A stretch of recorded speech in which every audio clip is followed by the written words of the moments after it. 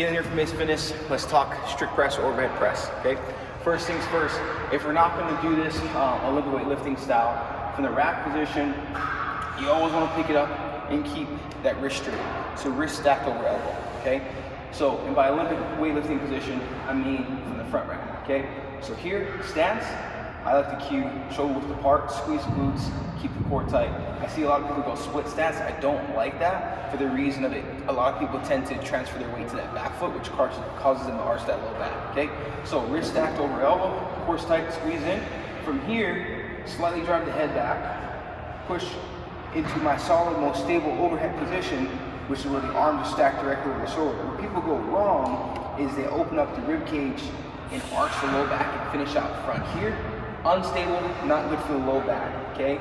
So once again, tuck the hips in, squeeze the core, finish, arms stacked over the shoulders, okay? A lot of times, the biggest reason why people can't get here is because of the excess of tightness in the lats and the chest. And I'll show you how we can open that thing up. So as I mentioned, the biggest things that limit people from getting into that good overhead position are going to be a tight chest and lats. And what happens there is when you have a really tight chest, it's going to round everything forward and anterior, which means it's going to have a hard position getting here. Okay, so the first thing we can do is a banded chest stretch. Get the wrist through, wrap around and grab. If I'm going to be stretching my left arm or left side, I'd like to have my left foot forward. And I want to try and close my hips and get them as square as possible and not turn and rotate. And here, even for me, with the palms up, I can get a pretty good stretch here.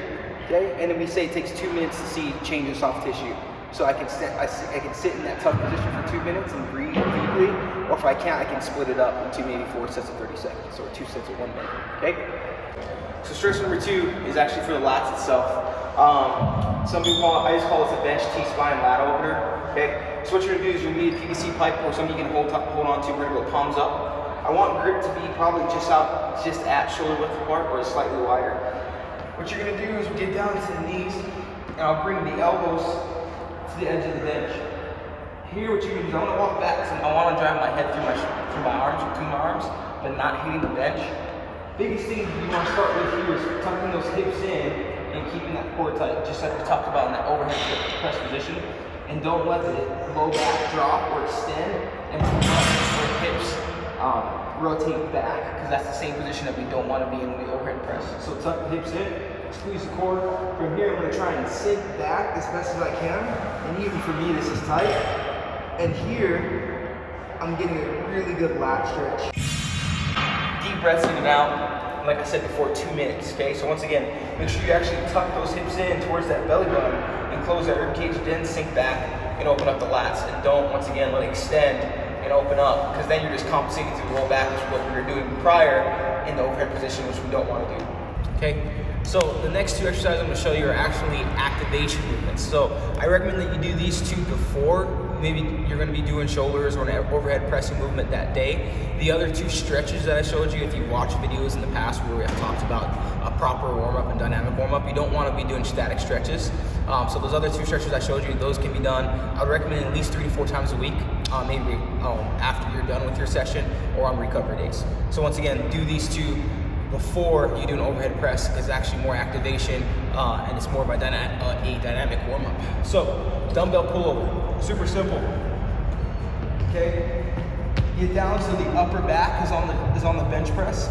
Once again, don't let your hips drop or your hips rotate back, because what happens is, once again, like I mentioned in that stretch video, I'm arching through the low back, I'm not actually getting to the lats and compensating, right? So tuck the hips up forward, almost like a hip thrust, engage the core, spine is neutral.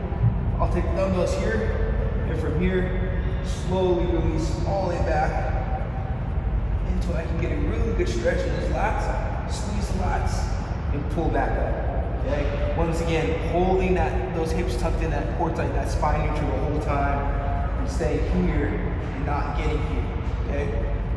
Nice and low, each time we're trying to get nice and lower, squeeze those lats and pull back up, okay? I'm gonna recommend a 3-second tempo down. So release down for 3 seconds, pause on the bottom for 2, come back up, repeat that 6 to 8 times for maybe 2 or 3 rounds, and you'll be good. So This is our second activation movement. Also that will help open up the shoulders before an overhead pressing movement. The biggest emphasis on this is opening up rotational capacity.